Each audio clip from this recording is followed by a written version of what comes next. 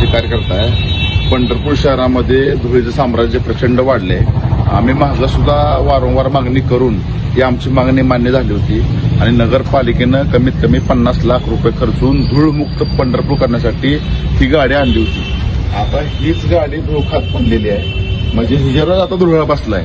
फक्त ही काय बिघडले म्हणून कित्येक वर्षापासून ही गाडी बंद आहे। आमची मागणी आहे, ह्या पंढरपूर शहरामध्ये फिरताना प्रत्येक भागामध्ये धुळीचं साम्राज्य वाढले, अक्षरशः लोकांचं आरोग्य धोक्यात आले, दवाखान्यामध्ये जाण्यास गर्दी आता व्हायला लागली आहे आणि श्वासोच्छ्वास घ्यायला पण त्रास व्हायला आहे आणि छातीमध्ये चिखल झाले। ह्याला सर्वस्व जबाबदार इथलं प्रशासन आहे, कारण एवढी धूळ असताना, एवढी गाडी असताना, नवी खट्ट गाडी इथं धूळ खात पडली आहे। त्यांनी नीट केली असती आणि ती सगळं स्वच्छ केलं असतं तर पंढरपूरकरांना धुळीचा त्रास झाला नसता। त्यामुळे आम्ही महर्षी वाल्मिकी संघाच्या वतीनं ह्या गाडीची पूजा केली आहे आणि पूजा करून तर ही लवकरात लवकर गाडी नगरपालिका प्रशासन नाही चालू केली तर आम्हाला लोकशाही मार्गानं त्या नगरपालिकेच्या विरोधात आम्हाला तीव्र आंदोलन करावं लागेल।